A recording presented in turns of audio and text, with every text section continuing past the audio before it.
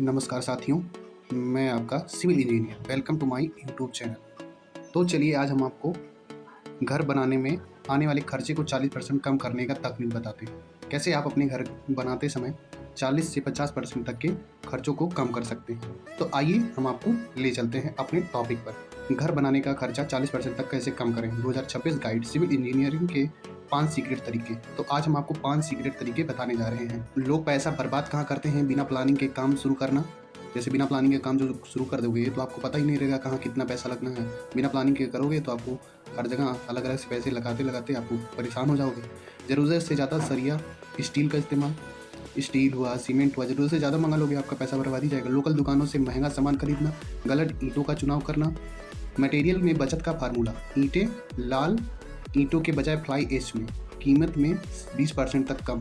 Fly ash ईंटें जो होते हैं हर जगह अवेलेबल नहीं है, तो हम ये नहीं रिकमेंड करेंगे कि आप लोग फ्लाई ऐश के लिए दूरों से अपना ट्रांसपोर्टेशन बर्बाद करके आप मंगाइए, लेकिन आप शुद्ध ईंटें और बढ़िया ब्रिक्स का चयन करिए। सीमेंट हमेशा डायरेक्ट होलसेलर या कंपनी से बल्क में मंगवाएं। ऐसे नहीं कि 4 बोरी लेकर आया, 5 बोरी लेकर आया तो चलो फला जगह से ले लूँ, नए नए स्टोर से ले लूँ, तो आपका उसमें बहुत महंगा चला जाएगा। तो इसलिए आप एक बार मंगा लीजिए होलसेलर से डायरेक्ट या कंपनी से कॉन्टेक्ट कर लीजिए।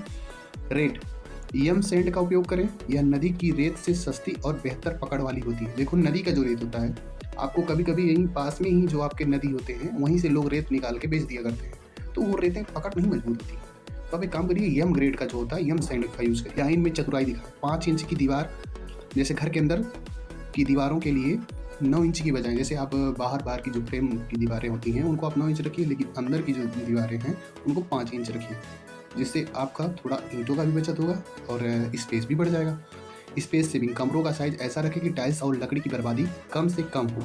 आप ऐसा शिफ्ट रखिए जैसे स्क्वायर में, रेक्टेंगल में रखें, जिससे बेहतर लगे और अच्छे से आपका सारा चीज़ पोल है। किसी किसी का घर आड़ा तिरछा भी हो जाता है, कहीं तिरछी हो जाती है, कहीं सीधी हो जाती है, तो इसीलिए उसको आप बढ़िया से प्रॉपर वे में रखिए। समझिए, कॉलम और बीम को एक लाइन में रखें ताकि स्ट्रक्चर मजबूत हो जाए। एक लाइन में आपका कॉलम और बीम रहेगा तो वो एक कंटिन्यू बनते बनते बनते आपको एक स्ट्रक्चर में अच्छा सा स्ट्रेंथ मिलेगा। तो आपका घर है वो अच्छा खासा लोड बेरिंग सॉइल में ट्रांसफर कर देगा। जितना लोड आएगा सारा सॉइल में ट्रांसफर कर देगा, तो इससे आपके घर की मजबूती बनी रहेगी। ठेकेदार के साथ सही एग्रीमेंट, लेबर कॉन्ट्रैक्ट दे दिए, ठेका दे दिया, लेबर कॉन्ट्रैक्ट में लो तो ठेका आपने दे दिया, तो आप मटेरियल खुद खरीदिए। इसमें क्वालिटी बनी रहती है और कमीशन बचता है। काम शुरू होने से पहले हर चीज़ की रिटर्न एग्रीमेंट हुई, जैसे आपका लेबर कॉन्ट्रैक्ट आपने दे दिया तो उसका एग्रीमेंट कराइए, जिससे आपको कभी भी कोई दिक्कत हो तो आप लीगल वे में कोर्ट में जा सकते हैं। इसीलिए आपको जो हर चीज़ें रिटर्न में रहेगा तो आपको दिक्कत नहीं होगी। आज से ही शुरुआत करें। एक अच्छा इंजीनियर आपका घर नहीं बल्कि आपके पैसा और समय दोनों बचाता है। तो आप लोग सही से गाइडेंस लीजिए। आप हमारे चैनल को फॉलो करिए, सब्सक्राइब करिए, बेल आइकन को प्रेस करिए, ज़्यादा से ज़्यादा शेयर करिए, जिससे आपकी कोई भी नया घर कोई बनवा रहा हो तो वो सजग हो जाए और अवेयर करे।